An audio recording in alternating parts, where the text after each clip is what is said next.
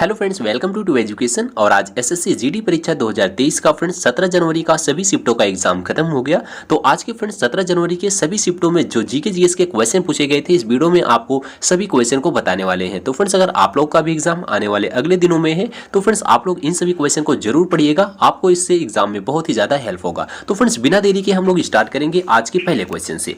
तो फ्रेंड्स देखिए, पहला क्वेश्चन था कि पहली पंचवर्षीय योजना का मुख्य उद्देश्य क्या था। तो अगर बात करें पहली पंचवर्षीय योजना के मुख्य उद्देश्य की, तो पहली पंचवर्षीय योजना का उद्देश्य देश का कृषि विकास था। इस योजना का कार्यकाल फ्रेंड्स याद रखिएगा 1951 से 1956 तक था। दूसरी योजना की अगर बात करें तो दूसरी योजना का उद्देश्य देश का औद्योगिक विकास था। अगर तीसरी योजना का उद्देश्य की बात करें तो देश की अर्थव्यवस्था को स्वतंत्र बनाना था। और चौथी पंचवर्षीय योजना का उद्देश्य की बात करें तो विकास के साथ स्थिरता और आत्मनिर्भरता की उपलब्धि प्राप्त करना था। तो फ्रेंड्स आप लोग सभी पंचवर्षीय योजना के उद्देश्य को देख लीजिएगा, एक क्वेश्चन यहां से जरूर देखने को मिलेगा।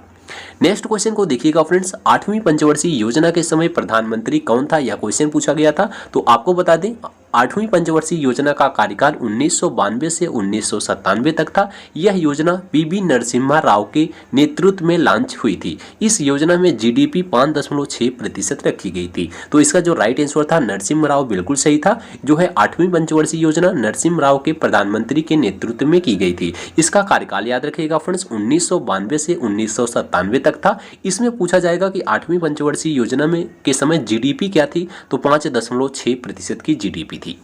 नेक्स्ट क्वेश्चन फ्रेंड्स पूछा गया था कि मौलिक कर्तव्य को किस देश से लिया गया है।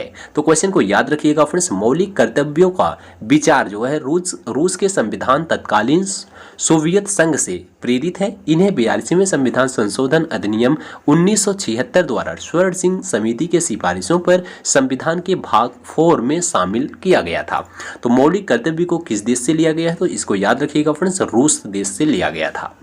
नेक्स्ट क्वेश्चन फ्रेंड्स पूछा गया था कि राष्ट्रपति पद हेतु निर्वाचन के लिए न्यूनतम उम्र सीमा क्या होनी चाहिए, यानी राष्ट्रपति के लिए न्यूनतम आयु कितनी होनी चाहिए, यह क्वेश्चन पूछा गया था। तो भारत का कोई भी नागरिक जिसकी उम्र 35 साल या अधिक हो वह पद का उम्मीदवार हो सकता है, यानी न्यूनतम आयु जो होनी चाहिए वह 35 वर्ष की होनी चाहिए।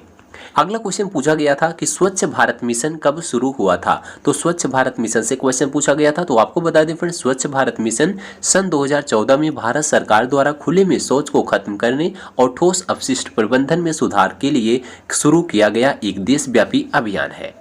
अगला क्वेश्चन पूछा गया था कि भारत की वर्तमान मुख्य आर्थिक सलाहकार कौन है। तो फ्रेंड्स अगर बात करें वर्तमान में मुख्य आर्थिक सलाहकार की, तो डॉक्टर वी अनंत नागेश्वर को देश का नया मुख्य आर्थिक सलाहकार नियुक्त किया गया है। वह पूर्व में जो है पीएम मोदी की आर्थिक सलाहकार परिषद के सदस्य भी रह चुके हैं।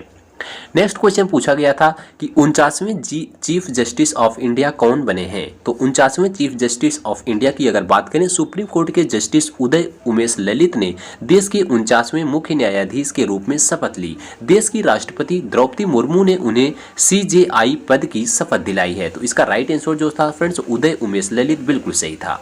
अगला क्वेश्चन पूछा गया था कि जनरल डायर ने मार्शल लॉ कब लगाया था, यानी फ्रेंड जनरल डायर के द्वारा मार्शल रूल को कब पारित किया गया था, यह क्वेश्चन पूछा गया था। तो आपको बता दें 13 अप्रैल सन 1919 को जनरल डायर ने सैनिक कानून यानी मार्शल लॉ अधिनियम पर हस्ताक्षर किए, जिसमें कहा था कि दो या दो से अधिक लोग एक समूह स्थापित नहीं कर सकते और एक स्थान पर एकत्र नहीं हो सकते।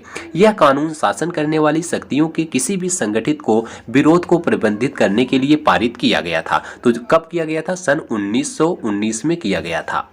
नेक्स्ट क्वेश्चन पूछा गया था पृथ्वी का उपग्रह कौन सा है। तो यानी आपको 4 ऑप्शन थे, उनमें से बताना था कि कौन सा जो है पृथ्वी का उपग्रह है। तो उसमें से फ्रेंड चंद्रमा इसका बिल्कुल सही आंसर था। चंद्रमा पृथ्वी का एक प्राकृतिक उपग्रह है। नेक्स्ट क्वेश्चन पूछा गया था कि मोहन बागान स्टेडियम की स्थापना कब हुई थी। तो अगर बात करें मोहन बागान स्टेडियम की, तो भूपेंद्र नाथ बसु ने मित्रा परिवार और सेन परिवार की मदद से 15 अगस्त 1889 को मोहन बागान स्पोर्टिंग क्लब के नाम से वर्तमान मोहन बागान की स्थापना की थी। तो मोहन बागान स्टेडियम की स्थापना कब की गई थी, 15 अगस्त 1889 ईस्वी में की गई थी। अगला क्वेश्चन फ्रेंड्स पूछा गया था कि पुंग चोलम किस राज्य का लोक नृत्य है। तो पुंग चोलम फ्रेंड्स जो है मणिपुर का एक लोक नृत्य है। पुंग चोलम का शाब्दिक अर्थ होता है ड्रमों की गर्जना। तो पुंग चोलम जो है क्वेश्चन पूछा गया था, तो यह जो है मणिपुर राज्य का लोक नृत्य है। अगला क्वेश्चन पूछा गया था कि जतिन गोस्वामी किस नृत्य से संबंधित हैं। तो बात करें अगर जतिन गोस्वामी की, तो भारतीय नर्तक और कोरियोग्राफर हैं जिन्हें शास्त्रीय नृत्य के एक प्रमुख प्रतिपादकों के रूप में जाना जाता है। तो इसका राइट आंसर जो था शास्त्रीय नृत्य बिल्कुल सही था। जतिन गोस्वामी जो है वो शास्त्रीय नृत्य से संबंधित है। अगले क्वेश्चन पूछा गया था कि नवचंदी मेला किस राज्य से संबंधित है। तो याद रखिएगा फ्रेंड्स, नवचंदी मेला जो है उत्तर प्रदेश के प्रसिद्ध मेलों में से एक है। नवचंदी मेला मेरठ में प्रतिवर्ष लगता है। तो इसका राइट आंसर जो था फ्रेंड्स वो उत्तर प्रदेश बिल्कुल सही था। नेक्स्ट क्वेश्चन पूछा गया था कि जनगणना किसके आधार पर की जाती है। तो याद रखिएगा फ्रेंड्स, हालांकि भारत की पहली संपूर्ण जनगणना जो है 1881 में हुई थी। 1949 के बाद से यह भारत सरकार के गृह मंत्रालय के अधीन भारत के महारजिस्ट्रार एवं जनगणना आयुक्त द्वारा कराई जाती है। तो किसके द्वारा कराई जाती है, जो है जनगणना आयुक्त के द्वारा कराई जाती है। अगला क्वेश्चन पूछा गया था बसवराज बोम्मई किस राज्य के मुख्यमंत्री हैं। तो बात करें अगर बसवराज बोम्मई की, तो फ्रेंड्स यह एक भारतीय राजनीतिक के और इंजीनियर हैं जो कर्नाटक के वर्तमान और 23वें मुख्यमंत्री हैं। वह भारतीय जनता पार्टी के सदस्य हैं। तो याद रखिएगा ये जो कर्नाटक के मुख्यमंत्री हैं कौन से नंबर के हैं, 23वें नंबर के हैं। किस पार्टी के सदस्य हैं, तो बीजेपी पार्टी के सदस्य हैं। अगला क्वेश्चन पूछा गया था कि सितारा देवी किस नृत्य से संबंधित है। तो सितारा देवी फ्रेंड जो है एक कथक नृत्य से संबंधित है। तो इसका राइट आंसर कथक था। सितारा देवी जो है भारत की प्रसिद्ध कथक नृत्यांगना थी। अगला क्वेश्चन पूछा गया था कि महाराष्ट्र के वर्तमान मुख्यमंत्री कौन हैं।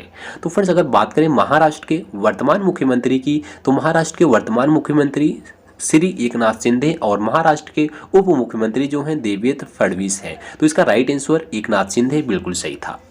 अगला क्वेश्चन अनुच्छेद से पूछा गया था कि धर्म की स्वतंत्रता किस अनुच्छेद में है। तो फ्रेंड्स देखिए अनुच्छेद 25 से 28 में संविधान के तहत धर्म की स्वतंत्रता के अधिकार की गारंटी है। प्रत्येक भारतीय नागरिक को अपने धर्म का शांतिपूर्वक अभ्यास करने और बढ़ावा देने का अधिकार है। तो यह अधिकार किसमें है, अनुच्छेद 25 से अनुच्छेद 28 में है।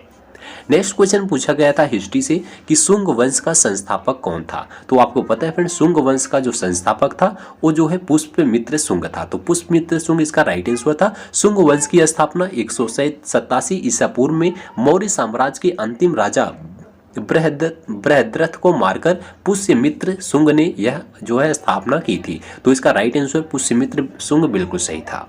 अगला क्वेश्चन पूछा गया था कि 9 2 11 होना मुहावरे का अर्थ क्या है। यानी फ्रेंड्स हिंदी से एक मुहावरा था कि 9 2 11 होना। बिल्कुल इजी क्वेश्चन है, भाग जाना इसका अर्थ होता है। तो इसका राइट आंसर भाग जाना था।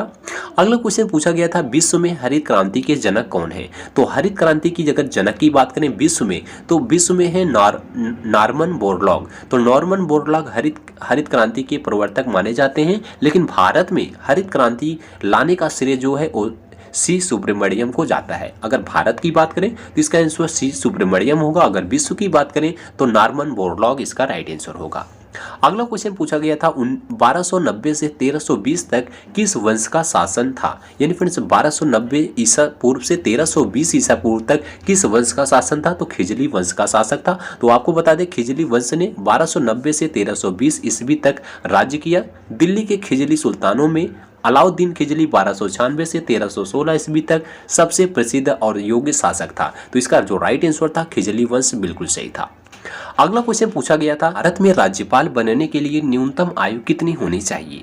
तो अगर बात करें राज्यपाल की, तो भारत के संविधान के अनुसार राज्य का राज्यपाल बनने के लिए व्यक्ति की न्यूनतम आयु जो है वो 35 वर्ष की होनी चाहिए। यानी आपकी मिनिमम आयु 35 वर्ष होनी चाहिए, फिर जो है वो भारत का राज्यपाल बन सकते हैं। तो इसका राइट आंसर जो था 35 वर्ष बिल्कुल सही था। अगला क्वेश्चन पूछा गया था ऑक्सीजन का परमाणु भार कितना होता है। तो फ्रेंड्स ऑक्सीजन का जो परमाणु भार होता है वो 16 होता है। तो राइट आंसर इसका 16 बिल्कुल सही था। नेक्स्ट क्वेश्चन था बहादुर शाह जफर को कहां से गिरफ्तार किया गया था। यानी बहादुर शाह को कहां से गिरफ्तार किया गया था। तो आपको बता दें बहादुर शाह जफर ने हुमायूं के मकबरे में शरण ली थी। यानी फ्रेंड्स इसका राइट आंसर जो था हुमायूं का मकबरा बिल्कुल सही था। बहादुर शाह और उसके दोनों बेटे को जो है हुमायूं के मकबरे से गिरफ्तार किया गया था। तो हुमायूं का मकबरा फ्रेंड्स इसका राइट आंसर था। तो फ्रेंड्स आज की वीडियो में बस यहीं तक। आपको जीके जीएस के हमने जितने भी क्वेश्चन बताए हैं ये सभी क्वेश्चन आज 17 जनवरी में एग्जाम में पूछे गए थे। तो अगर आप लोग का भी एग्जाम आने वाले अगले दिनों में है तो फ्रेंड्स इन सभी क्वेश्चन को आप लोग जरूर पढ़िएगा। इससे रिलेटेड क्वेश्चन को पढ़ के जाइएगा, आपको एग्जाम में बहुत ही ज्यादा हेल्प होगा। तो फ्रेंड्स आज की वीडियो में बस यहीं तक। वीडियो पसंद आई हो तो वीडियो को लाइक कीजिएगा, दोस्तों में शेयर कीजिएगा और इसी तरह से एसएससी जीडी के हर एक शिफ्ट का डेली एनालिसिस करने के लिए हमारे चैनल को फ्रेंड्स सब्सक्राइब कीजिएगा। मिलते हैं अगली वीडियो में, तब तक के लिए जय हिंद जय भारत।